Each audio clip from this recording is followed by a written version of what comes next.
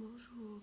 Alors, je vais vous faire une vidéo à la demande de certains d'entre vous qui m'ont posé quelques questions concernant le produit scalaire. Alors, vous avez eu une vidéo qui vous a présenté plusieurs formules du produit scalaire. Donc, le produit scalaire, déjà, qu'est-ce que c'est? C'est une opération sur les vecteurs.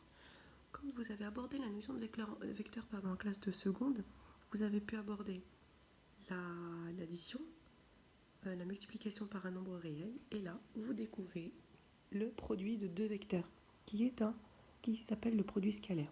Alors, vous avez une formule en utilisant le cosinus qui est formé par les deux vecteurs, mais en fait, ce n'est rien d'autre que si vous êtes dans le plan, c'est un angle géométrique, d'accord? Sinon, ça peut être une mesure en radians comme ce qu'on avait pu aborder précédemment.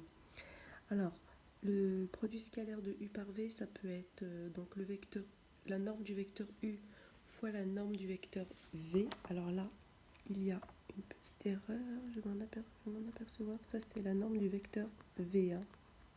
D'accord? Fois cosinus θ, où θ, en fait, c'est l'angle qui est formé par les vecteurs U et V. Ça, c'est une première formule. Vous avez une autre formule qui est donnée, en fait... alors je vais pas parler des propriétés parce que ça de toute façon on va reprendre plus tard en classe, vu qu'on reprend la semaine prochaine.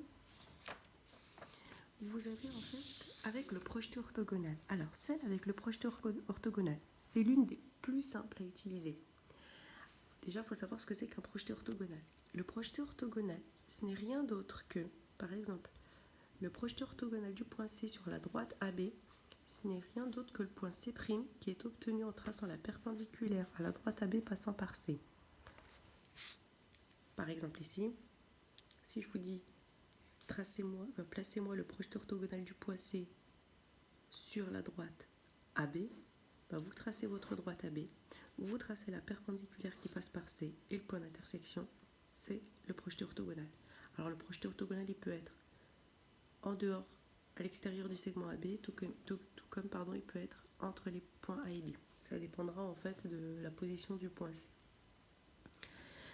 Quand vous avez placé les projetés orthogonaux de vos points, par exemple vous avez AB scalaire CD, vous prenez votre droite AB et vous placez tous les projetés orthogonaux en fait, du deuxième vecteur, c'est-à-dire C va vous donner le C' et D va vous donner le point D'. En fait, le produit scalaire AB CD, ce n'est rien d'autre que le produit scalaire vecteur AB et C' D', c'est-à-dire que tout se conserve. D'accord? Et du coup, en fait, vu qu'ils sont collinéaires, puisque vous voyez bien que vos vecteurs AB et C' D' sont collinéaires, en fait, on peut se contenter de dire que c'est la longueur AB fois la longueur AC.